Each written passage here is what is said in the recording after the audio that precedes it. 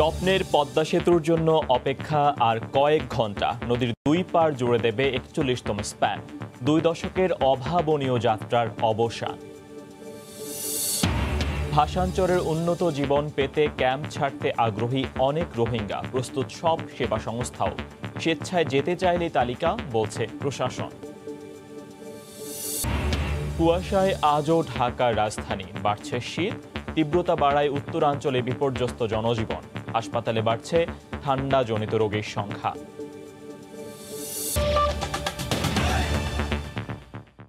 সময় সংবাদের সঙ্গে আছি ফয়সাল মোরশেদ। শুরুতেই পদ্মা সেতু প্রকল্পের খবর। আর মাত্র কয়েক ঘন্টা ২ দশকের অভাবনীয় যাত্রার অবসান ঘটবে। পদ্মার দুই পার্কে জুড়ে দেবে ৪১তম স্প্যান। দৃশ্যমান হবে ৬.১৫ কিলোমিটার পদ্মা সেতু। এই মুহূর্তে মাছ নদীতে আছেন সহকর্মী এহসান জুয়েল, সরাসরি যাচ্ছে তার কাছে। জুয়েল।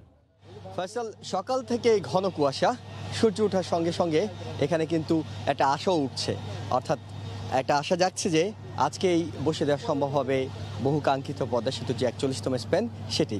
কারণ কুয়াশা যদি খুব বেশি প্রকট আকার ধারণ করতো তাহলে কিন্তু কাজ শুরু করতে অনেক বেশি দেরি হতো, কিন্তু কুয়াশা যেহেতু কেটে যাচ্ছে একটু একটু করে, সকাল ৯:৩০টার পর কিন্তু কাজটি শুরু হয়ে গেছে।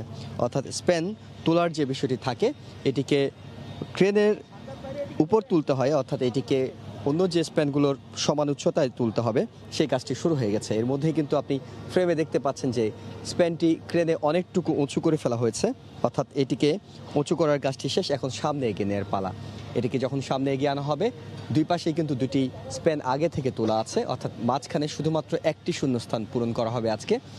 আগের যে দুটি স্প্যান তোলা আছে সেই দুটি স্প্যানের সঙ্গে এটিকে মিলিয়ে বসানো হবে। এই কারণে কাজটি একটু কঠিন। অন্যান্য সময় আমরা দেখি যে একটা স্প্যান এক পাশে তোলা থাকে, অন্য পাশটা ফাঁকা থাকে, তাই সেইখানে যখন স্প্যান যোগ করা হয় তখন এতটা জটিলতা হয় না।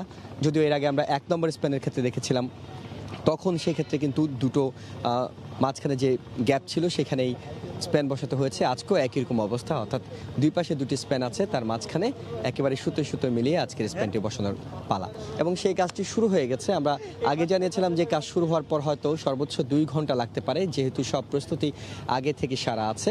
স্প্যানটি গতকালে নিয়ে আসা হয়েছিল পিলারের কাছে, এনে রাতভর সেটিকে রেখে দেওয়া হয়েছিল মাছ নদীতে, এবং সেখানে সেনাবাহিনীর সদস্যরা পাহারা দিয়েছেন, এখানকার প্রকৌশলীরা ছিলেন, সবাই মিলে স্প্যানটি পাহারা দিয়ে রেখেছিলেন। এখন সেটি নিরাপত্তা নিশ্চিত করার পর এটি আস্তে আস্তে করে ঘুরছে। একটা শব্দ পাচ্ছেন, এটি আসলে তিয়ান ইউক্রেন, যে ক্রেনটি দিয়ে স্প্যানটি তোলা হয়, এটি যখন কাজ শুরু করে, একটা মুভমেন্ট শুরু করে, তখন এই ধরনের শব্দ তৈরি করে। সেই ধরনের শব্দ তৈরি করে এটি এগিয়ে যাচ্ছে সামনের দিকে, অর্থাৎ আস্তে আস্তে এখন এটি সামনের দিকে এগিয়ে যাবে। একটা পর্যায়ে এটিকে বসে দেওয়া হবে মাঝখানে যে বিরতি আছে ১২ ও ১৩ নম্বর পিলার, এই দুটি পিলারের উপর, এবং সেই কাজটি সকাল ৯:৩০ শুরু করার পর এখন ১০টা বাজে, অর্থাৎ ৮ ঘন্টা সময় লেগেছে এটিকে পিলারের সমান উচ্চতায় তুলতে। তারপর এটিকে সামনে এগিয়ে আনতে যতটা সময় লাগে, সামনে আস্তে আস্তে কিন্তু এগিয়ে আনা শুরু হয়ে গেছে। দেখতে পাচ্ছেন যে এটিকে সামনের দিকে এগিয়ে আনার কাজ চলছে। সেই সামনের দিকে এগিয়ে আনা হলে আসলে আজ দৃশ্যমান হয়ে যাবে ৪১টি স্প্যান, তার মানে পুরো পদ্মা সেতু ৪২টি পিলারে ৪১টি স্প্যানে মিলে ৬.১৫ কিলোমিটারের পদ্মা সেতু, সেটি দৃশ্যমান করার কাজ এর আগে ৩ বছর আগে শুরু হয়েছিল প্রথম স্প্যানটিতে, অর্থাৎ ৩৭ ও ৩৮ নম্বর পিলারের উপর প্রথম স্প্যানটি বসানোর মাধ্যমে ২০১৭ সালের ৩০শে সেপ্টেম্বর যে অভিযান শুরু হয়েছে সেটির একটি সফল সমাপ্তি আজকে টানা হতে পারে, এবং সেই কাজটি আস্তে আস্তে চলছে। এখানে পদ্মা দুই পারে মানুষরা আমরা মাঝ নদীতে আসার আগে দেখেছি, তারা অপেক্ষা আছেন, এবং এইখানে স্প্যানটি তোলার আগে যে প্রস্তুতিগুলো দরকার হয়, অর্থাৎ দুটি পিলারে বেয়ারিংগুলো প্রস্তুত করতে হয়, সেটি সকাল সকাল এখানকার যে শ্রমিকরা আছেন তারা এসে প্রস্তুতিগুলো সেরে ফেলেছেন। এখন চেষ্টা করা হচ্ছে এটিকে সামনের দিকে এগিয়ে আনার, অর্থাৎ দুই পাশে ৬টি কেবল টানা হয়েছে ক্রেনের দুই পাশে। এই ৬টি কেবল নদীর তলদেশে প্রবেশ করানো হয়েছে, যেহেতু এখানে মাঝ নদী, এই কেবলগুলোর উপর ভর করেই কিন্তু স্প্যানগুলোকে সামনের দিকে টেনে আনা হচ্ছে, এবং এই কাজটি করতে আরও হয়তো সব কিছু মিলে ১.৫ ঘন্টা সময় লাগতে পারে। অর্থাৎ আমরা বলতে পারি যে ১১:৩০-১২টার মধ্যেই কিন্তু পদ্মা সেতুর সবগুলো স্প্যান তুলে ফেলার যে মাহেন্দ্রক্ষণ সেটি চলে আসবে, তখন হয়তো আমরা আপনাদের আবারও সুখবর জানাতে পারবো। ফয়সাল, এখন পর্যন্ত এই ছিল আমার কাছে সবশেষ খবর। আর মাত্র ২ ঘন্টার মধ্যেই অবসান হতে যাচ্ছে দীর্ঘ অপেক্ষার ৪১তম স্প্যান বসানোর মধ্য দিয়ে দৃশ্যমান হবে ৬.১৫ কিলোমিটার পদ্মা সেতু। সহকর্মী এহসান জুয়েল সরাসরি যুক্ত হয়ে জানাচ্ছিলেন মাঝ নদী থেকে। ভাষাঞ্চলের উন্নত জীবন পেতে আগ্রহী ক্যাম্পের রোহিঙ্গারা। প্রশাসন বলছে সেবা দিতে প্রস্তুত সব সংস্থা, আর স্বেচ্ছায় যেতে যাওয়াদের তালিকা তৈরির মাধ্যমে পরবর্তী দল পাঠানোর কার্যক্রম হাতে নেওয়া হবে বলে জানিয়েছেন অতিরিক্ত কমিশনার শরণার্থী ত্রাণ ও প্রত্যাবাসন।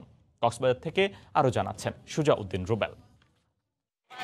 কক্সবাজারের উখিয়া ও টেকনাফের ৭,০০০ একরের বেশি বনভূমি উজাড় করে বসবাস করছে মিয়ানমারের ১১ লাখের বেশি রোহিঙ্গা নাগরিক। নিজ দেশে প্রত্যাবাসন না হওয়ায় ৩ বছরের বেশি সময় ধরে ৩৪টি আশ্রয় শিবিরে গিঞ্জি পরিবেশে অবস্থান করছে এসব রোহিঙ্গা, যে কারণে এই দুই উপজেলায় সামাজিক, অর্থনৈতিক ও পরিবেশের উপর চাপ পড়ে।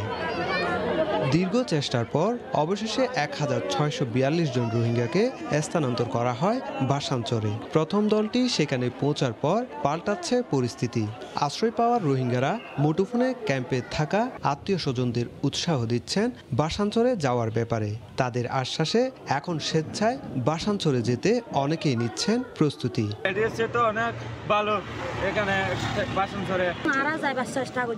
ভাষাঞ্চলে বহু এনজিও রোহিঙ্গাদের সব ধরনের সেবা দিতে প্রস্তুত এবং যাচ্ছে।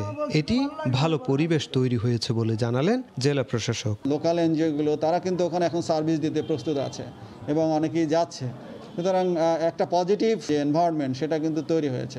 অতিরিক্ত কমিশনার শরণার্থী ত্রাণ ও প্রত্যাবাসন জানালেন, স্বেচ্ছায় যেতে আগ্রহীদের তালিকা তৈরির মাধ্যমে ভাষাঞ্চলে পরবর্তী দল পাঠানোর কার্যক্রম নেওয়া হবে। স্বেচ্ছায় যাওয়ার জন্য সম্মতি প্রদান করবে, তাদের তালিকা করব, তালিকা করার পর আমরা পরবর্তী দল পাঠানোর প্রয়োজনীয় কার্যক্রম হাতে নেব। নোয়াখালীর ভাষাঞ্চলে ১ লাখ রোহিঙ্গাকে স্থানান্তরের জন্য গত ২ বছর ধরে কাজ করছে নৌবাহিনী। সুজাউদ্দিন রুবেল, সময় সংবাদ, কক্সবাজার।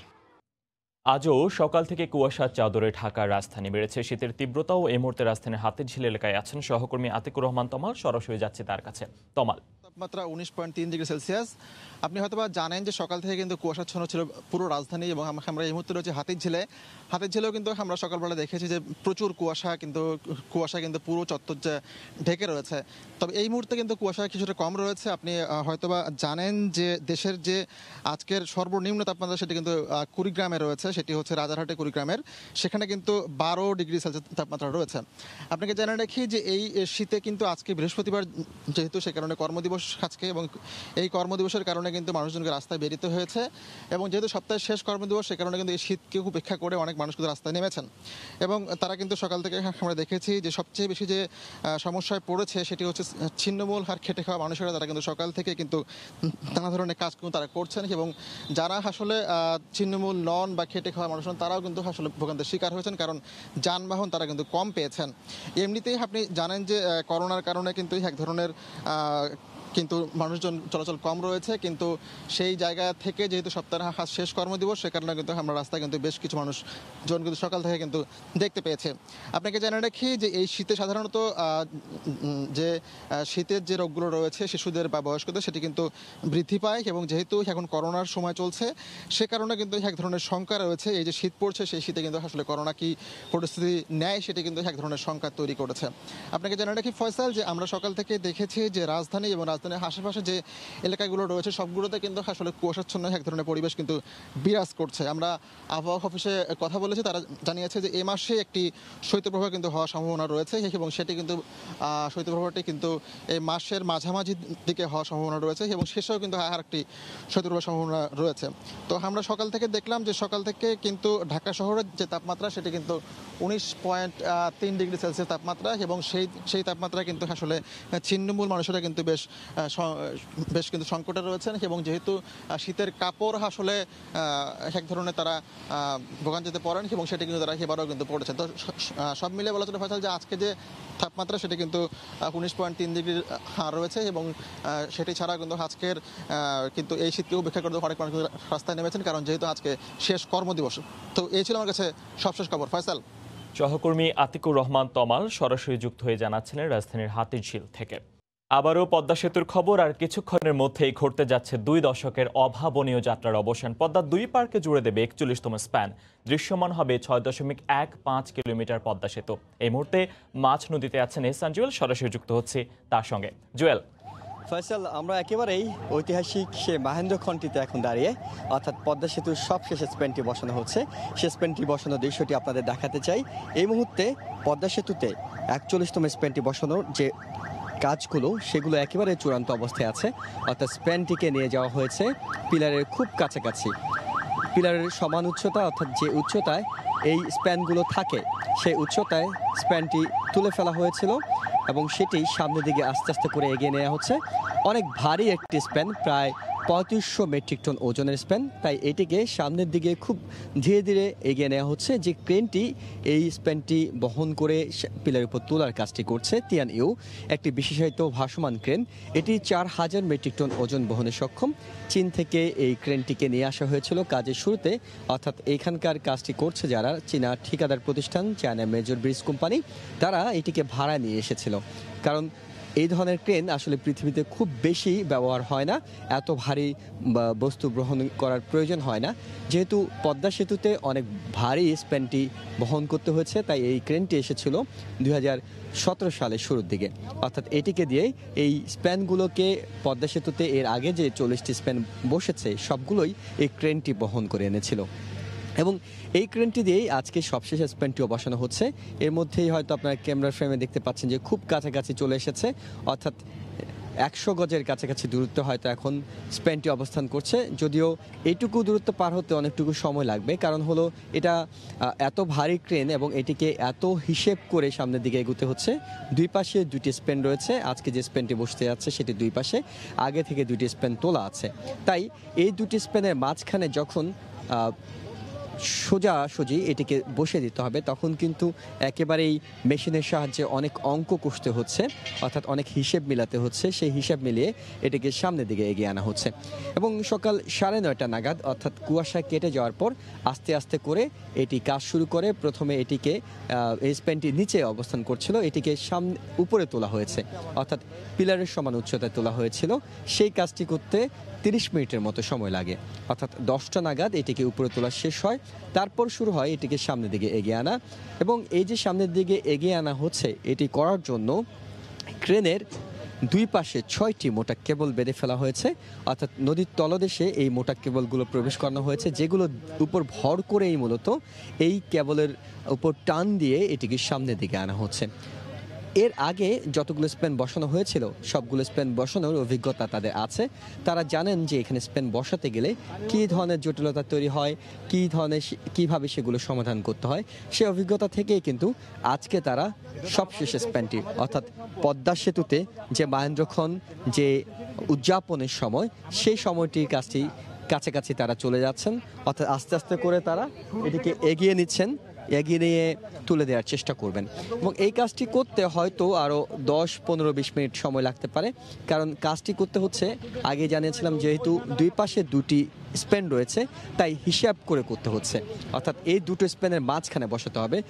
যদি এমন হতো যে আগের স্প্যানগুলোর ক্ষেত্রে একটা পাশে ফাঁকা থাকতো, অন্য পাশে সেটিকে জোড়া দিতে হতো, তখন কিন্তু অনেকটুকু জায়গা পাওয়া যেত ক্রেনটি মুভমেন্টের জন্য, ঘোরার জন্য। কিন্তু এখন যেহেতু দুই পাশে স্প্যান রয়েছে, তাই খুব বেশি কিন্তু এদিক সেদিক হলেই আগের স্প্যানগুলোর সঙ্গে ধাক্কা লাগার, অর্থাৎ নতুন যে স্প্যানটি আজ বসানো হচ্ছে সেটি ধাক্কা খাওয়ার একটা আশঙ্কা থাকে। সেসব বিষয় বিবেচনা করেই এটিকে আসলে ধীরে ধীরে ওই সময়টা নিয়ে, ওই জায়গাটুকু নিয়ে এটিকে এগিয়ে নিচ্ছে। এবং এই এগিয়ে নেওয়ার কাজটি যে তিয়ান ইউ ক্রেনটির কথা বলছিলাম, এই ক্রেনটির এটির আনুমানিক মূল্য 2,500 কোটি টাকা। এটি বাংলাদেশে প্রতি মাসে 30 লাখ টাকা করে ভাড়ায় খাটছে। এবং আজকের স্প্যানটি বসানোর কাজ শেষ হলে এটিকে কিন্তু এরপরে চীনে নিয়ে যাওয়া হবে, যেহেতু ভারী কোনো যন্ত্রপাতি বহনের আর কোনো বিষয় নেই, তাই এটি আবারও চীনে ফেরত পাঠানো হবে, অর্থাৎ এটি তার বাড়িতেই ফিরে যাবে বলা যেতে পারে। আর এই স্প্যানটি বসানো হলে, আজকে যে স্প্যানটি বসানো হচ্ছে, এটির দিকে আসলে পুরো দেশের মানুষ তাকিয়ে আছে এই কারণে যে এমন না যে স্প্যানটি বসে গেলেই আগামীকাল থেকে গাড়ি চলাচল শুরু করা যাবে, কিন্তু এই স্প্যানটি বসানো মানে হলো পদ্মা সেতুর বড় যে কাজগুলো, জটিল যে কাজগুলো, সমস্যা ছিল যে কাজগুলো, সেই কাজগুলোর সমাপ্তি ঘটবে। অর্থাৎ বলা যেতে পারে যে জটিল কাজগুলো আস্তে আস্তে শেষ হয়ে যাবে। এরপর যে কাজগুলো থাকবে সেগুলো কিন্তু সবগুলোই নদীর উপরে। আমরা এই গত 5 বছরের কাজের অভিজ্ঞতায় আমরা দেখেছি যে নদীতে নানা সময় বর্ষা কিংবা শীতে অনেক বেশি ঢেউ থাকে, অনেক বেশি চর পড়ে যায়। এইসব পরিস্থিতিতে কিন্তু পরবর্তীতে নদীতে কাজ করাটা খুব কঠিন হয়ে যায়। কিন্তু যেহেতু নদীতে কাজ করার সমস্যাটা দূর হয়ে যাবে, অর্থাৎ নদীর কাজ আজকে শেষ হবে, এরপরে যে কাজগুলো করা হবে সেই কাজগুলোতে কিন্তু নদীর উপর নির্ভরতা থাকবে না। অর্থাৎ নদীতে কাজ করার জন্য কোনো জটিল পরিস্থিতি তৈরি হলেও সেটি পদ্মা সেতুর কাজে কোনো প্রভাব ফেলবে না, কারণ এর পরে যে কাজগুলো করতে হবে সেই কাজগুলো করতে হবে সেতুর উপরের অংশে, অর্থাৎ স্প্যানের উপরের অংশে রোড স্ল্যাব ও রেল স্ল্যাব বসানো। প্রায় 3000 করে রোড স্ল্যাব ও রেল স্ল্যাব বসাতে হবে। সেই কাজটি অনেক আগে থেকে শুরু করা হয়েছে, অর্থাৎ যখনই স্প্যান বসানো শুরু হয়েছে, 5-6টি স্প্যান যখনই বসে গিয়েছে তখন থেকে কিন্তু রোড স্ল্যাব এবং রেল স্ল্যাব বসানোর কাজ শুরু হয়েছে, যাতে এমন পরিস্থিতি তৈরি না হয় যে সবগুলো স্প্যান তোলা হয়ে গেছে কিন্তু রোড স্ল্যাব রেল স্ল্যাব বসানোর কাজ অনেকটুকু পিছিয়ে আছে। সেই পরিস্থিতি তৈরি না হওয়ার জন্য আগে থেকেই পূর্ব পরিকল্পনা নেওয়া হয়েছিল স্ল্যাব বসানোর কাজে, এবং সেগুলো কিন্তু অনেকটুকু অগ্রগতি হয়েছে। প্রায় 2000-এর কাছাকাছি রেল স্ল্যাব এর মধ্যেই কিন্তু বসিয়ে ফেলা সম্ভব হয়েছে।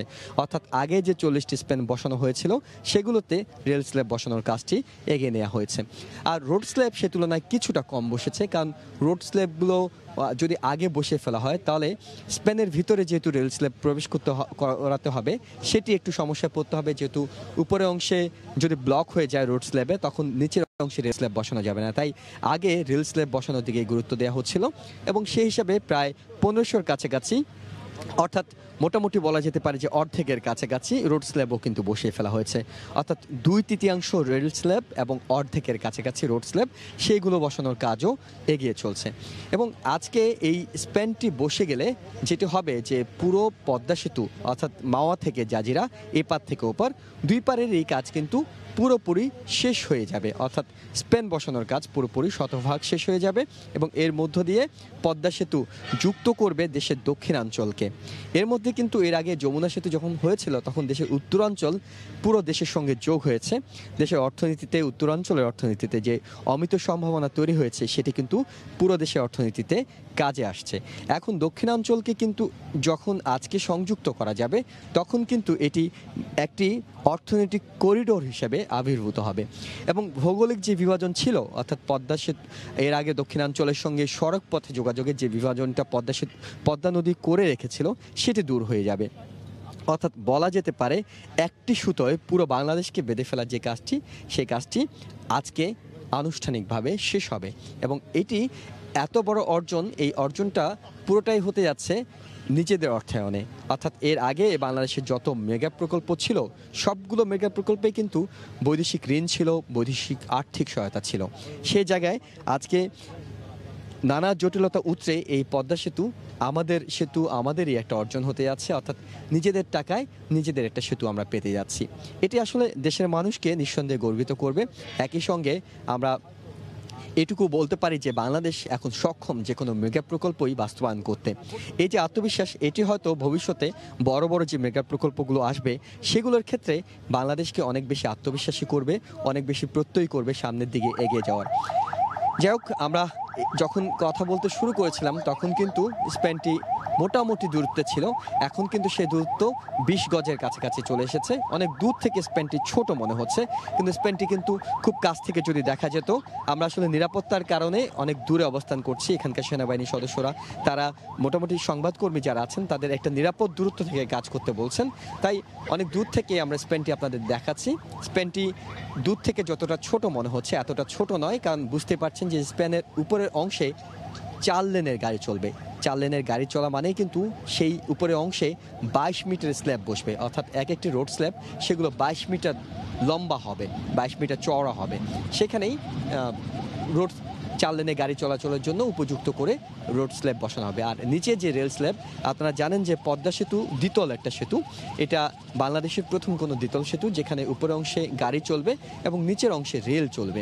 আর এই রেল কিন্তু সিঙ্গেল লাইনের রেল চলবে, অর্থাৎ এইখান দিয়ে একই সময় একটি মাত্র রেলগাড়ি আসা যাওয়া করতে পারবে। একসঙ্গে দুটি রেল ক্রসিংয়ের কোনো ব্যবস্থা রাখা হয়নি, কারণ এটি করতে গেলে পুরো ডিজাইন এবং অর্থ সব কিছু কিন্তু অনেক বেশি বেড়ে যেত। তাই সেই সব হিসেব করেই রেল লাইন চলাচলের ব্যবস্থা রাখা হয়েছে একটি অংশে, অর্থাৎ একই সময়ে একটি মাত্র রেলগাড়ি চলাচল করতে পারবে। সেই কারণে রেল স্ল্যাবগুলো একটু ছোট, অর্থাৎ রেল স্ল্যাবগুলো চওড়া 8 মিটার, যেখানে রোড স্ল্যাব 22 মিটার চওড়া, সেখানে রেল স্ল্যাব 8 মিটার চওড়া। এবং এই উপরে যে যখন গাড়ি চলবে তখন কোনো ধরনের দুর্ঘটনা হলে যাতে নদী থেকে গাড়ি ছিটকে পড়ার আশঙ্কা না থাকে, সে কারণে কিন্তু এখানে 12,000 রেলিং, অর্থাৎ দুই পাশে 12,000, 2 মিটার উঁচু করে 12,000 রেলিংও বসানো হবে। সেই কাজগুলো এগিয়ে চলছে। এবং একই সঙ্গে এই পদ্মা সেতু শুধুমাত্র সেতু হলে তো হবে না, সেইটিতে গাড়ি ওঠার জন্য সংযোগ সড়ক কিংবা যেটিকে আমরা উড়াল পথ বলি, সেটিও কিন্তু নির্মাণের কাজ চলছে। অর্থাৎ ঢাকা থেকে ছেড়ে আসা গাড়িগুলো যখন সড়ক থেকে সেতুতে উঠবে, সেটি যেহেতু সড়কটি অনেক উপরে, তাই অনেক দূর থেকেই কিন্তু একটি উড়োপথ তৈরি করা হচ্ছে, অ্যাপ্রোচ রোড তৈরি করা হচ্ছে। সেই ভায়াডাক্ট দিয়ে গাড়িগুলো উপরে উঠবে এবং জাজিয়ার প্রান্তে যখন নামবে সেখানেও কিন্তু লম্বা দৈর্ঘ্যের একটা ভায়াডাক্ট নির্মাণ করা হচ্ছে। দুই প্রান্ত মিলিয়ে প্রায় 3.5 কিলোমিটারের কাছাকাছি ভায়াডাক্ট, সেটি নির্মাণের কাজও কিন্তু অনেকটুকু শেষ হয়ে এসেছে। অর্থাৎ গাড়ি উঠা এবং নামার জন্য আলাদা দুটো পথ তৈরি করা হচ্ছে ভায়াডাক্টে। এবং একই সঙ্গে রেল যেহেতু মাঝখান দিয়ে চলবে, তাই নিচ দিয়ে কিন্তু রেল ওঠার জন্য আলাদা একটা ভায়াডাক্ট নির্মাণ করা হচ্ছে। সেই ভায়াডাক্ট নির্মাণের কাজ প্রায় 60% কাছাকাছি শেষ। আশা করা হচ্ছে আগামী জুন মাস নাগাদ এই ভায়াডাক্ট নির্মাণের কাজটি শেষ করা যাবে। অর্থাৎ সড়ক থেকে সেতুতে গাড়ি ওঠার জন্য প্রস্তুতি নেওয়া হয়ে যাবে। এরপর যে কাজগুলো থাকবে, স্প্যানের উপর স্ল্যাব বসানোর কাজ, সেটি আস্তে আস্তে এগিয়ে নেওয়া হবে। স্ল্যাব বসানোর কাজটি একেবারেই যে খুব সোজা কিংবা খুব দ্রুত বসানো যাবে সেটি বলা যাচ্ছে না, কারণ আমরা এখানকার প্রকৌশলীদের সঙ্গে কথা বলে যেটা জানতে পেরেছি যে একটি স্প্যানের কাজ শেষ করতে প্রায় 1 মাসের কাছাকাছি সময় লাগে। অর্থাৎ উপরে রোড স্ল্যাব বসাতে একদিনে 2-3টির বেশি রোড স্ল্যাব বসানো সম্ভব হয় না। এটিকে মাওয়ার ইয়ার্ডে রোড স্ল্যাবগুলো তৈরি করা হচ্ছে, অর্থাৎ বাংলাদেশে রোড স্ল্যাবগুলো তৈরি করা হচ্ছে, রেল স্ল্যাবগুলো তৈরি করা হচ্ছে। দুই পাশে 3টি ইয়ার্ড রয়েছে, মাওয়াতে 1টি ইয়ার্ড, জাজিরাতে 2টি ইয়ার্ড, সব কিছু মিলে 3টি ইয়ার্ডে এই রোড স্ল্যাবগুলো, রেল স্ল্যাবগুলো তৈরি করা হচ্ছে। এর মধ্যে রেল স্ল্যাব তৈরি করার কাজ কিন্তু 100% শেষ, আর রোড স্ল্যাব 100টির কাছাকাছি রোড স্ল্যাব বাকি আছে। অর্থাৎ বলা যেতে পারে একই গতিতে পদ্মা সেতুর সবগুলো অংশের কাজ চলছে। শুধুমাত্র সেতুতে স্প্যান তুলে দেয়া, 41টি স্প্যান তুলে দেওয়ার মাধ্যমে সব কাজ শেষ করা হবে, সব কাজ শেষ হয়ে যাবে, পরে অন্য কাজগুলোর জন্য অপেক্ষা করতে হবে, দীর্ঘায়িত হবে সেতুতে যান চলাচল, সেটি কিন্তু নয়। একটি সমন্বিত পরিকল্পনার মাধ্যমে সবগুলো প্রকল্প, অর্থাৎ একই সঙ্গে একটির পর একটি পিলার উঠেছে, একই সময়ে স্প্যান চীন থেকে স্প্যানের টুকরোগুলো নিয়ে এসে সেগুলো তৈরি করার কাজ হয়েছে। সেগুলো যেই স্প্যানগুলো তৈরি করা সম্ভব হয়েছে, সেই পিলারগুলো যদি তৈরি করা হয়ে থাকে তখন সেগুলোকে আস্তে আস্তে করে নদীতে নিয়ে আসার ব্যবস্থা করা হয়েছে। এবং একই সঙ্গে যে স্প্যানগুলো বসানো হয়েছে সেগুলোর নিচের অংশে রেল স্ল্যাব, উপরের অংশে রোড স্ল্যাব, সে স্ল্যাবগুলো বসানোর কাজও কিন্তু আস্তে আস্তে এগিয়ে নেওয়া হয়েছে। এবং এইভাবেই কিন্তু আস্তে আস্তে করে পরিকল্পনা নেওয়া হচ্ছে আগামী 1 বছর, হতে পারে যে এটি 2021 সালের ডিসেম্বর মাসে শেষ না হলে 2022 সালের শুরুর অংশে, অর্থাৎ জানুয়ারি, ফেব্রুয়ারি, মার্চ মাসের দিকে যাতে যান চলাচলের জন্য এই সেতুটি উন্মুক্ত করা যায়, সেইভাবে এই পরিকল্পনা নিয়ে কাজগুলো এগুচ্ছে। এবং আপনাদের যদি একটু স্প্যান বসানোর অগ্রগতি, অর্থাৎ আজ যে 41তম স্প্যানটি বসছে, এটি তো আসলে একদিনে এই 41তম স্প্যানটি বসে গেল আর পুরো সেতু পূর্ণাঙ্গ হয়ে গেল এরকম নয়। এটি আসলে 2017 সাল থেকে কাজ শুরু করার পরে আস্তে আস্তে করে এই কাজ এগিয়েছে। 2017 সালের 30 সেপ্টেম্বর যখন প্রথম স্প্যানটি বসানোর মাধ্যমে পদ্মা সেতু দৃশ্যমান করা হয়েছিল, তারপর কিন্তু ওই বছর অর্থাৎ 2017 সালে আর কোনো স্প্যান বসানো সম্ভব হয়নি। 4 মাস পরে দ্বিতীয় স্প্যানটি বসানো হয়েছিল এবং 2018 সালে গিয়ে মাত্র 4টি স্প্যান বসানো সম্ভব হয়েছিল, কারণ বাংলাদেশের স্প্যানের টুকরোগুলো চীন থেকে আনতে হয়েছে প্রায় 160টির মতো স্প্যানের টুকরো, সেগুলোকে জোড়া দিয়ে মাওয়ার ইয়ার্ডে আস্তে আস্তে সেগুলোকে পরিপূর্ণ একটি 150 মিটার দৈর্ঘ্যের স্প্যান তৈরি করতে হয়েছে। এবং সেই স্প্যানটি তৈরি করার পরে সেটি নদীতে এনে বসাতে হয়েছে। তাই 2018 সালে মাত্র 4টি স্প্যান বসানো সম্ভব হয়েছিল, কিন্তু 2019 সালের দিকেই যেহেতু সবগুলো পিলার তৈরির কাজ শেষ করা হয়েছে, যদিও এর আগেই পিলার তৈরির কাজ শেষ করা সম্ভব হতো, কিন্তু মাওয়া প্রান্তে অর্থাৎ নদীর তলদেশে মাটির গঠনগত একটা জটিলতা দেখা দেয়। এখানে প্রায় 22টি পিলারের অর্থাৎ 42টি পিলারের মধ্যে 22টি পিলারের নকশা পরিবর্তন করতে হয়েছিল। আর এই নকশা পরিবর্তনের কাজটি করতে হয়েছে প্রায় 1.5 বছর সময় নিয়ে। দেশি বিদেশি 10টি প্রতিষ্ঠান তারা এই জটিল, যেহেতু আপনি জানেন যে মাওয়া নদী, এই পদ্মা নদীকে বলা হয় বিশ্বের দ্বিতীয় স্রোতস্বিনী নদী এবং এটিতে অনেক বেশি স্রোতের তীব্রতা থাকে। আমাজনের পরে এই নদীতেই স্রোতের তীব্রতা অনেক বেশি থাকে। আবার এখানে মাটির গঠনগত জটিলতা ছিল।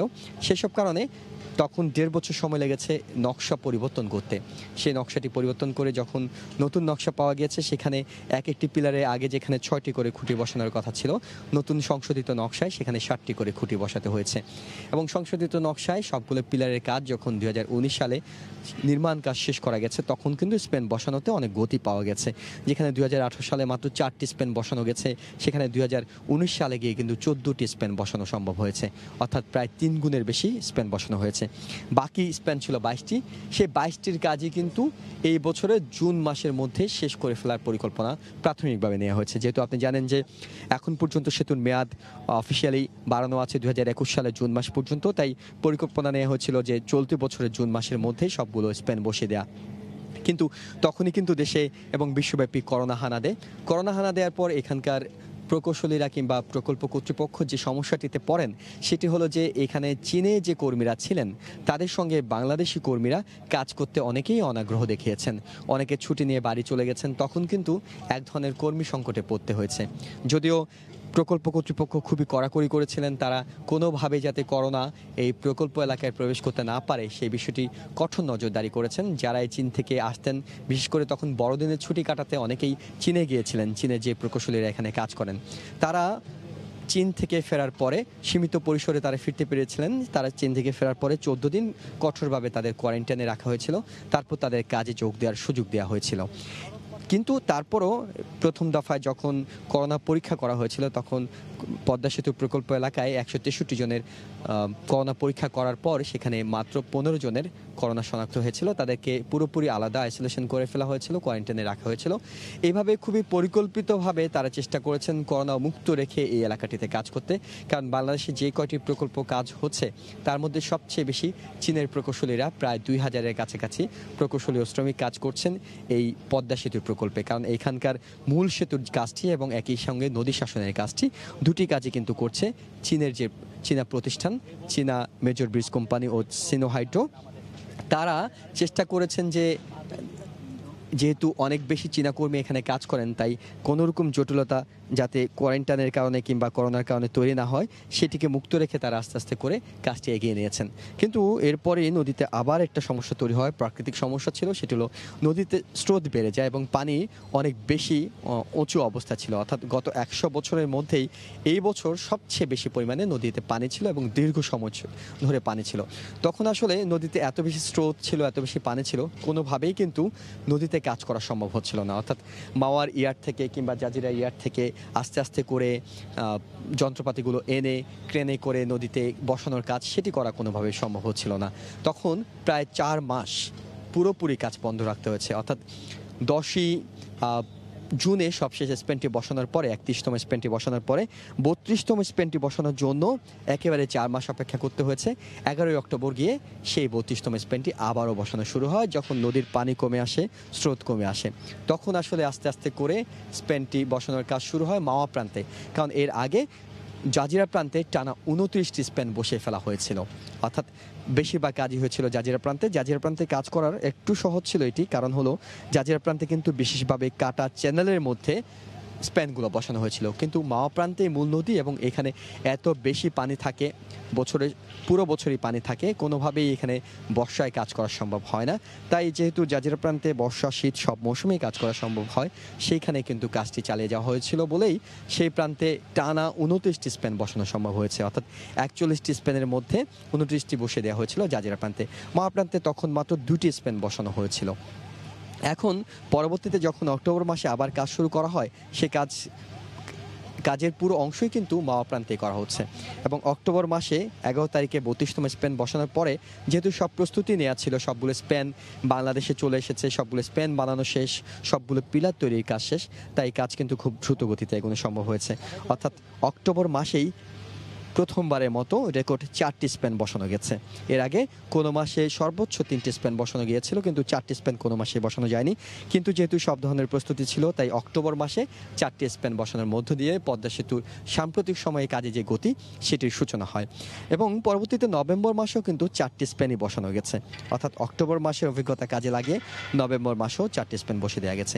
যেহেতু মাত্র 10টি স্প্যান বাকি ছিল, যখন নভেম্বর এবং অক্টোবর মাসে 4টি করে 8টি স্প্যান বসে দেওয়া গেছে, ডিসেম্বর মাসের জন্য মাত্র 2টি স্প্যান বাকি ছিল। আর প্রতি সপ্তাহে 1টি করে স্প্যান বসানোর অভিজ্ঞতা থেকে আসলে পদ্মা সেতুর প্রকল্প কর্তৃপক্ষ সিদ্ধান্ত নিয়েছিলেন যে ডিসেম্বরের প্রথম 2 সপ্তাহের মধ্যেই কিন্তু তারা এই 2টি স্প্যান বসে পুরোপুরি পদ্মা সেতু দৃশ্যমান করে ফেলবেন এবং সেই কাজটি তারা সাফল্যের সঙ্গেই করতে পেরেছেন। আজ 10 ডিসেম্বর, অর্থাৎ মাসের প্রথম 10 দিনের মধ্যেই কিন্তু তারা পদ্মা সেতুর 41টি স্প্যান দৃশ্যমান করছেন এবং সেই কাজটি আপনারা হয়তো দেখতে পাচ্ছেন যে খুব ধীরে হচ্ছে এই কারণেই আপনাদের আগে বলেছিলাম যে কাজটি একটু জটিল এই কারণে যে এটি আসলে স্প্যানটিকে এমনভাবে বসাতে হচ্ছে দুই পাশে কোনো রকম কোনো ফাঁক নেই, একেবারেই কাটায় মিলিয়ে, অর্থাৎ আগের 2টি স্প্যানের মাঝখানে স্প্যানটিকে খুব আস্তে আস্তে প্রবেশ করিয়ে দেওয়া হচ্ছে। এরপরে বসিয়ে দেওয়া হবে এটি পিলারের উপর, অর্থাৎ পিলারের 2টি অংশ থাকে, একটি অংশে আগের স্প্যানটি বসানো আছে, একটু অংশ বাকি আছে, বিয়ারিং দেওয়া আছে, সেখানে ওই বিয়ারিংয়ের উপর স্প্যানটি বসানো হবে। স্প্যানটি বসানোর পরে এটিকে ঝালাই করার বিষয় রয়েছে, অর্থাৎ এই স্প্যানটিকে যখন বসে দেওয়া হবে তখন এটি আগের 2টি স্প্যানের সঙ্গে 2 প্রান্তেই ঝালাই করা হবে। সেই ঝালাই করার কাজটি আজ সারাদিন ধরে চলবে।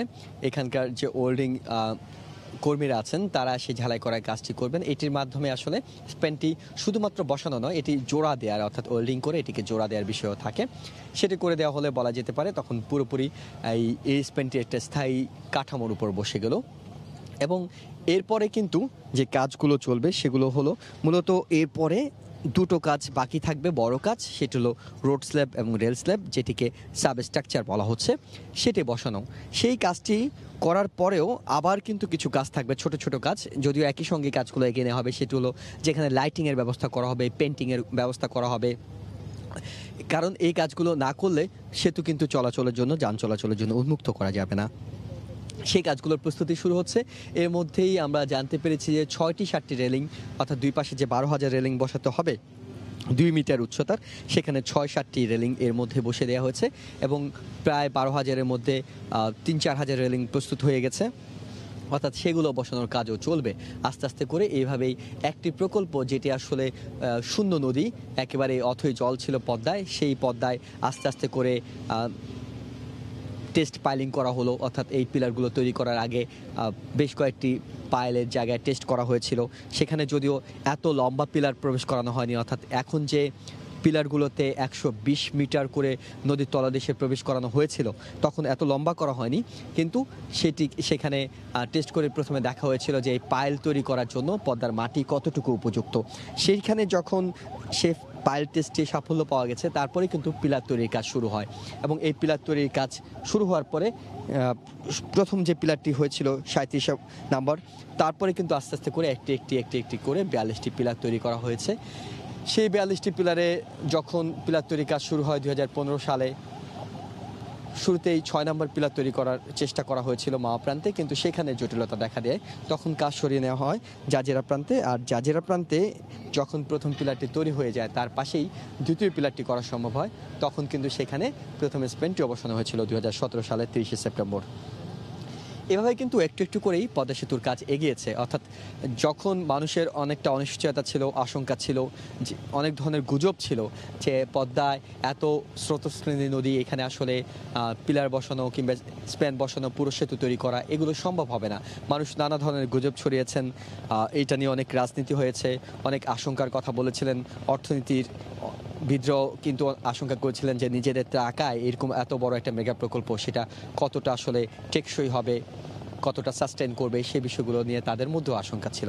কিন্তু আজকে আমরা আপনারাই হয়তো এই ক্যামেরার স্ক্রিনে দেখতে পাচ্ছেন যে পদ্মা সেতুর সবশেষ স্প্যানটি বসে যাওয়া, মানে এটা আসলে বাংলাদেশের জন্য স্বাধীনতার পর কত বড় একটা অর্জন, সেটা আসলে পরবর্তীতে যখন এই সেতুর সুফল পাওয়া সম্ভব হবে তখনই হয়তো এটা উপলব্ধি করা যাবে। তবে এখন কিন্তু এই কাঠামো বলে দিচ্ছে বাংলাদেশ নিজেদের টাকায় নিজেরা একটা সেতু করার কিংবা একটা মেগা প্রকল্প বাস্তবায়ন করার সক্ষমতা অর্জন করেছে। যে অদম্য গতিতে বাংলাদেশের অর্থনীতির এগিয়ে চলা, সেখানে পদ্মা সেতু কিন্তু একটা নতুন দিগন্তের সূচনা করবে। কারণ শুধুমাত্র যে সড়ক পথে যোগাযোগ তৈরি করবে তা নয়, একই সঙ্গে কিন্তু এটা রেলপথেও যোগাযোগ তৈরি করবে। যদিও রেলের কাজটি একটু গতি এখন ধীর আছে, কারণ প্রথমে কথা ছিল, পরিকল্পনা ছিল যে একই সঙ্গে সড়ক ও রেলপথ দুটি চালু করার, সেটি আপাতত হয়তো সম্ভব হবে না, কারণ রেলপথ প্রকল্পের মেয়াদ ধরা হয়েছে 2024 সালের জুন মাস পর্যন্ত। অর্থাৎ তাদের পরিকল্পনা 2024 সাল নাগাদ রেলপথটি চালু করার। এখন পর্যন্ত রেলপথের অগ্রগতি পদ্মা সেতুতে হয়তো শেষ হয়ে যাবে, অর্থাৎ পদ্মা সেতুতে যে রেলের ট্র্যাক টানা, লাইন বসানো, সেই কাজগুলো আগামী বছর নাগাদ শেষ হবে। কিন্তু ঢাকা রাজধানী থেকে যশোরকে যে 172 কিলোমিটার রেল লাইন টানার পরিকল্পনা, সেই কাজটি আস্তে আস্তে চলছে, কারণ কাজটি শুরুই হয়েছে দেরি করে। চীনের ঋণে কাজটি হচ্ছে, অর্থাৎ এই কাজটিতে প্রায় 40,000 কোটি টাকার প্রকল্প এটি, এবং পদ্মা সেতুর প্রকল্পটি 30,000 কোটি টাকা, অর্থাৎ সব কিছু মিলে 70-71,000 কোটি টাকার একটা আমেরিকা প্রকল্প। এর মধ্যে পদ্মা সেতুটি হচ্ছে নিজেদের টাকায়, কিন্তু রেল প্রকল্প যেটি, সেটি চীনের আর্থিক সহযোগিতায় হচ্ছে, অর্থাৎ চীনের ঋণে হচ্ছে। এই ঋণ পেতে কিন্তু এক ধরনের জটিলতা ছিল, আর জটিলতার কারণে এটি শেষ করতে, অর্থাৎ শুরু করতে এটি অনেক বেশি দেরি হয়েছে। সেই দেরির কারণেই কাজটি মূল সেতুর কাছ থেকে অনেক বেশি পিছিয়ে গেছে।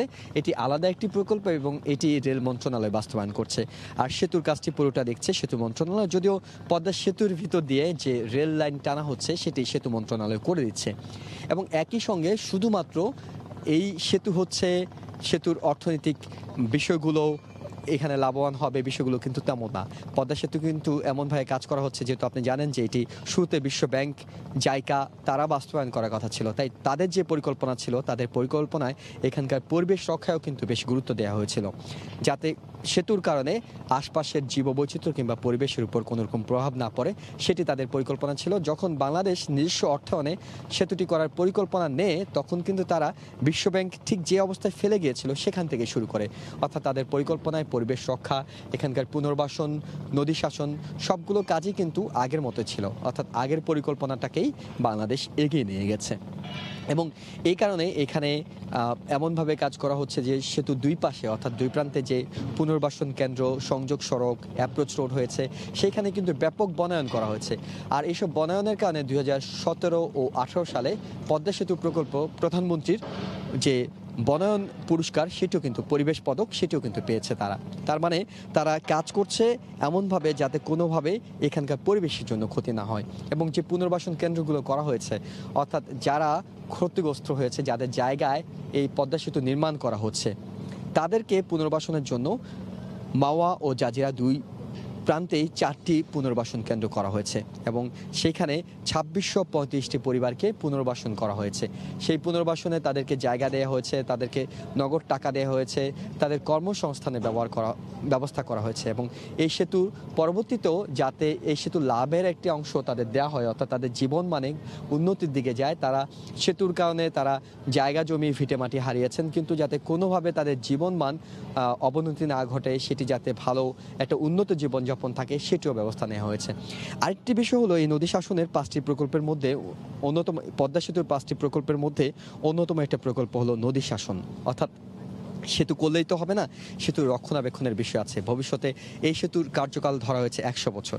100 বছর যাতে এই সেতুটি টিকে থাকে, কোনোভাবে যাতে নদীর পার ভেঙে কিংবা কোনোভাবে যাতে অন্য কোনো কারণে এই সেতুর পার ভেঙে না যায়, স্রোতের গতি প্রবাহ সেগুলো নষ্ট না হয়, সেই কারণে নদী শাসন প্রকল্প নেওয়া হয়েছে, এবং প্রায় 8,000 কোটি টাকায় নদী শাসন প্রকল্প নেওয়া হয়েছে। যে প্রকল্পগুলোর কথা বলছিলাম, অর্থাৎ পুনর্বাসন, পরিবেশ রক্ষা, নদী শাসন, ভায়াডাক্ট নির্মাণ, অ্যাপ্রোচ রোড, এগুলো কিন্তু সবই পদ্মা সেতুর 30,000 কোটি টাকার প্রকল্পের ভিতরেই, অর্থাৎ আলাদা কোনো প্রকল্প নয়, পদ্মা সেতুর প্রকল্পেরই অংশ। যেহেতু নদী শাসন প্রকল্পে 8,000 কোটি টাকা প্রকল্প নেওয়া হয়েছে, এবং এই প্রকল্প অনুযায়ী নদীর মাওয়া ও জাজিরা দুই প্রান্তে প্রায় 14 কিলোমিটার, অর্থাৎ জাজিয়ার প্রান্তে 12.5 কিলোমিটার আর মাওয়া প্রান্তে 1.5 কিলোমিটার, 14 কিলোমিটার নদীর পার বাধাই করে ফেলা হচ্ছে। নদীকে এমনভাবে নদীতে 800 কেজির বড় বড় বালুর বস্তা ফেলা হচ্ছে, ব্লক ফেলা হচ্ছে 165 কেজির, প্রায় 1 কোটি ব্লক ফেলা হবে। এইসব ব্লক দিয়ে নদীর পাড়টাকে এমনভাবে বাধাই করা হবে যাতে কোনোভাবে নদী ভাঙন তৈরি না হয়, কোনোভাবে নদীর স্রোত, গতি, প্রবাহ এগুলো পরিবর্তন হয়ে সেটি পদ্মা সেতুর জন্য হুমকি তৈরি না করে, পদ্মা সেতুর গোড়া থেকে যে মাটি সরে যাওয়ার আশঙ্কা সেগুলো যাতে তৈরি না করে, সেজন্য বড় একটি প্রকল্প নদী শাসন প্রকল্প সেটির কাজ এগিয়ে চলছে।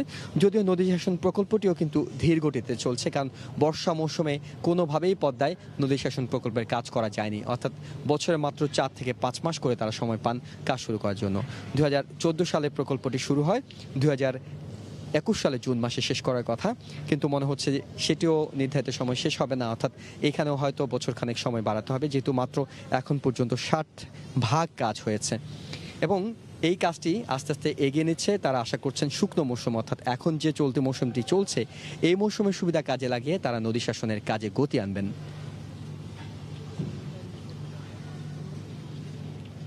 আরেকটি বিষয় ফয়সাল, এখানে অনেকেই মনে করেন যে কাছ থেকে যখন পদ্মার পাড়ে আসা যাওয়া করেন তখন তারা যখন নৌযান দিয়ে চলাচল করেন, দূর থেকে যখন সেতুর স্প্যানগুলো দেখেন তখন তাদের অনেকেরই কাছে মনে হয় যে স্প্যানটি মনে হয় খুব বেশি উপরে নয়, অর্থাৎ এইটির নিচ দিয়ে ভারী নৌযান কিংবা বড় নৌযানগুলো চলাচল করতে পারবে কিনা। আসলে 3টি অংশে এই পিলারগুলো এমনভাবে তৈরি করা হয়েছে যে তারা এর আগে 100 বছরে নদীর পানির একটি হিসাব নিয়েছেন, অর্থাৎ এই 100 বছরে সর্বোচ্চ কত পরিমাণ নদীর পানি হয়েছে সেই হিসাব অনুযায়ী তারা এমনভাবে পিলারের উচ্চতা নির্ধারণ করেছেন, অর্থাৎ সর্বোচ্চ পরিমাণ নদীর পানিও যদি হয় এই স্প্যানের নিচ দিয়ে আন্তর্জাতিক যে কোনো বড় জাহাজ যেগুলো বাংলাদেশের চট্টগ্রাম সমুদ্র বন্দরে ভিড়ে কিংবা অন্যান্য সমুদ্র বন্দরে ভিড়ে, সেই নৌযানগুলো অর্থাৎ বড় যে কোনো জাহাজ যাতে এই স্প্যানের নিচ দিয়ে খুব অনায়াসে যাতায়াত করতে পারে, কোনো রকম স্রোতের উচ্চতার কারণে কোনো রকম সমস্যা না হয় সেগুলো হিসাব করে কিন্তু সেতুর উচ্চতা নির্ধারণ করা হয়েছে। এবং নিচের অংশে যে রেল, এই রেলের সঙ্গে উপরের অংশে যে সড়ক সেখানে কিন্তু সেখানকার উচ্চতাও প্রায় 4 তলা বিল্ডিংয়ের সমান, অর্থাৎ এখানেও ট্রেন চলার পরেও অনেকটুকু জায়গা থাকবে কাজ করার জন্য, অনেকটুকু জায়গা থাকবে খালি জায়গা যাতে কোনো রকম সমস্যা তৈরি না হয়। আরও অনেকগুলো বিষয় কিন্তু তারা এইভাবে আগে থেকে পরিকল্পনা করে নিয়েছেন, অর্থাৎ ভবিষ্যতে আগামী 100 বছরের মধ্যে পদ্মা সেতুতে যে ধরনের সমস্যাগুলো তৈরি হতে পারে সেই সমস্যাগুলো তারা বিবেচনা রেখে কিন্তু কাজ এগিয়ে নিয়েছেন। এই ফাঁকে একটু আপনাদের জানিয়ে রাখি ফয়সাল, এর মধ্যে কিন্তু দেখতে পাচ্ছেন স্প্যানটি যেটি আজকে তোলা হচ্ছে সেটি কিন্তু আগের স্প্যানগুলোর সমান, অর্থাৎ আগের স্প্যানের সমান্তরালে নিয়ে যাওয়া হয়েছে, অর্থাৎ আর অল্প একটু দূরত্ব আছে, এটি ডানে বামে সরিয়ে ক্রেনটি চেষ্টা করছে একেবারে আগের স্প্যানগুলোর সঙ্গে কাটায় সুতোয় মিলিয়ে বসে দেওয়ার, অর্থাৎ যে কাজটি আজ সকাল 9:30টায় শুরু হয়েছে এখন এটি প্রায় 1.5 ঘন্টার কাছাকাছি সময়ের মধ্যে এটি যাতে চেষ্টা করা হচ্ছে এটি সমাপ্ত করার, অর্থাৎ সব কিছু মিলে আমরা বলেছিলাম যে 2 ঘন্টা সময় লাগতে পারে, অর্থাৎ শেষের দিকে চলে এসেছে।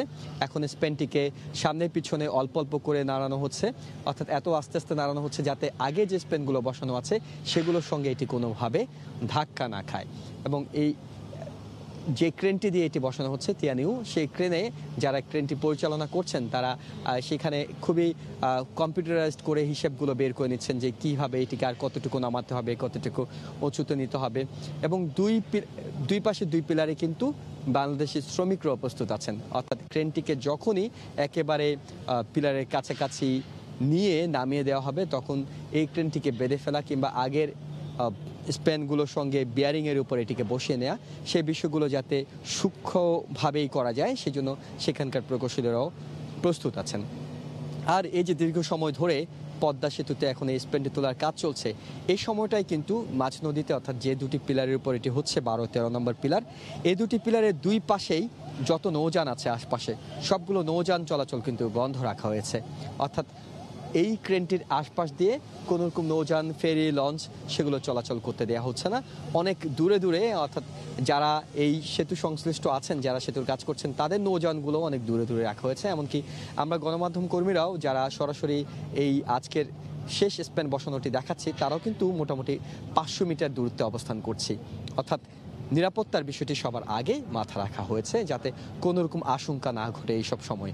এবং এই কাজটি করার জন্য বাংলাদেশ সেনাবাহিনীর সদস্যরা আছেন, তারা 4টি স্পিড বোট নিয়ে 4টি টহল টিম তারা চারপাশে টহল দিচ্ছেন, ক্রমাগত টহল দিয়ে যাচ্ছেন। তারা কোনো নৌযান যদি কাছাকাছি চলে আসার চেষ্টা করে সেটিকে সরিয়ে নিচ্ছেন। এবং অন্য পাশ দিয়ে, অর্থাৎ নদী যেহেতু অনেক চড়া, অন্য পাশ দিয়ে ফেরি চলাচল কিংবা লঞ্চ চলাচল সেই ব্যবস্থাগুলো করছেন। সবকিছু মিলে স্প্যানটি বসিয়ে ফেলার কাছাকাছি নিয়ে আসা হয়েছে। বলা যেতে পারে যে আগামী কিছুক্ষণের মধ্যেই সেটি বসে যাবে, অর্থাৎ যে মাহেন্দ্রক্ষণ সবগুলো স্পেন বসে যাওয়ার সেই বিষয়গুলো করে ফেলা হচ্ছে, জোড়া লাগানোর কাজটি চলছে। আরেকটি বিষয় আপনাকে একটু জানাই ফয়সাল, সেটি হলো যে এই সেতুটি এমনভাবে তৈরি করা হচ্ছে, অনেক সময় কিন্তু আমরা এর আগে বিশ্বের বিভিন্ন দেশেই এই ধরনের ঘটনা দেখেছি যে বড় জাহাজ যখন ঝড় তুফান উঠে তখন কিন্তু সেগুলো পিলারের গায়ে গিয়ে আছড়ে পড়ে। নদীতে যেহেতু বড় বড় ফেরি চলাচল করে পদ্মা নদীতে, এবং সেতু হয়ে গেলেও সেই ফেরিগুলো চলাচল করবে, লঞ্চ চলাচল করবে। যখন পদ্মা উত্তাল হবে, যখন পদ্মায় কোনো ধরনের নদীতে নিয়ন্ত্রণ হারাবে কোনো ফেরি কিংবা জাহাজ, তারা যদি এই পিলারের গায়ে প্রচণ্ড গতিতে এসে আছড়েও পড়ে, পিলারগুলো এমনভাবে তৈরি করা হয়েছে তারা সেই ধাক্কা সামাল দিয়ে সেতুর কোনো ক্ষতি করতে দেবে না। এবং একেবারেই 7.5-8 মাত্রার ভূমিকম্প যদি হয় তখনও কিন্তু পিলারগুলো থেকে স্প্যান সরে যাওয়ার কোনো আশঙ্কা নেই, কারণ পিলারগুলোর উপর বিশেষ এক ধরনের বেয়ারিং দিয়ে স্প্যানগুলো বসানো হচ্ছে, অর্থাৎ ভূমিকম্প সহনশীল বেয়ারিং দেওয়া হচ্ছে, যে বেয়ারিংগুলো দিয়ে আস্তে আস্তে করে এই সেতুতে স্প্যান যখনই কোনো ভূমিকম্প হবে তখন সেটি সহ্য করে নেওয়ার জন্য পিলারগুলোই যথেষ্ট। অর্থাৎ স্প্যানে কিংবা সেতুর উপরে যে যান চলাচল তখন করবে তারা যাতে এই ধাক্কাটা সামাল দিতে না হয় কিংবা তারা যাতে এই ধাক্কায় না পড়তে হয় সেই ব্যবস্থাগুলো করা হয়েছে।